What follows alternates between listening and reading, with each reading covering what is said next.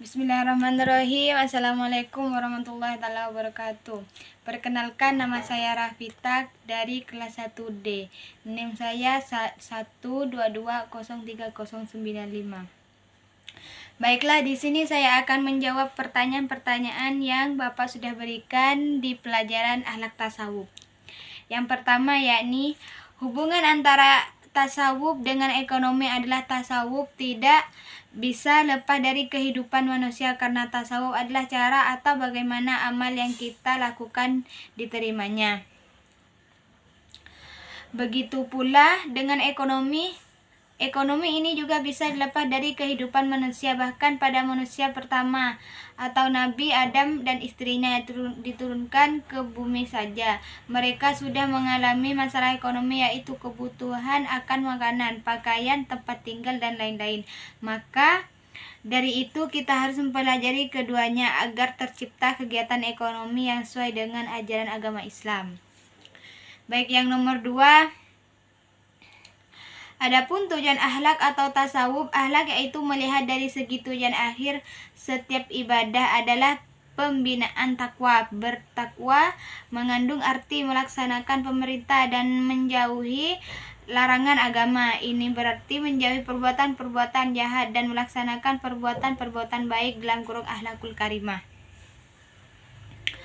Orang yang bertakwa berarti orang yang berakhlak mulia, berbuat dan berbudi luhur. Di dalam pendekatan diri kepada Allah, manusia selalu diingatkan kepada hal-hal yang bersih dan suci. Ibadah yang dilakukan semata-mata ikhlas dan mengantar kesucian seorang menjadi tajam dan kuat, sedangkan jiwa yang suci membawa pekerti yang baik dan luhur. Oleh karena itu, ibadah di samping latihan spiritual juga merupakan latihan sikap dan meluruskan akhlak. Sebagai contoh yaitu salat yang erat hubungan dengan latihan akhlakul karimah seperti difirmankan Allah Subhanahu wa taala.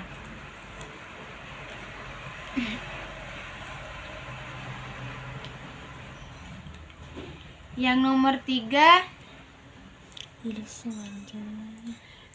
Pertama, seorang yang datang berkumpul dengan orang soleh untuk mengambil ilmu dan meniru akhlak orang-orang saleh sepenuhnya. Berkumpul dengan tujuan mengambil ilmu dan meniru akhlak orang-orang soleh, maka orang tersebut akan menjadi penerus orang soleh tersebut. Maka tujuan yang pertama ini adalah yang paling utama bagi setiap orang yang akan berkumpul dengan orang saleh. Maka menurut Habib Taufik, orang yang berkumpul dengan orang saleh dengan tujuan untuk mencintai dan meniru akhlak orang-orang saleh, maka termasuk orang-orang yang beruntung. Nomor 4. Islam, ajaran yang sangat mengedepankan pentingnya akhlak dalam berbagai aktivitas kehidupan manusia, termasuk dalam bidang ekonomi. Ekonomi Islam adalah suatu sistem atau konsep ekonomi akhlakiyah yang tujuan utamanya mencapai kesejahteraan untuk seluruh umat manusia. Karena ekonomi Islam dapat dijadikan sarana untuk meningkatkan kesejahteraan masyarakat, sehingga setiap masalah sosial ekonomi tidak akan selesai jika ekonomi Islam diimplementasikan dengan baik dan benar. Yang nomor 5, seorang muslim dalam menjalankan bisnis haruslah sesuai dengan etika dan syariah Islam yang telah diajarkan oleh Rasulullah SAW, yakni haruslah berlaku adil, amanah, jujur, dan tidak melakukan bisnis yang mengandung riba. Bersikap ramah tamah, tidak hanya mencari keuntungan dunia dalam kurung ekonomi global semata, tetapi juga keuntungan akhirat dan lain sebagainya.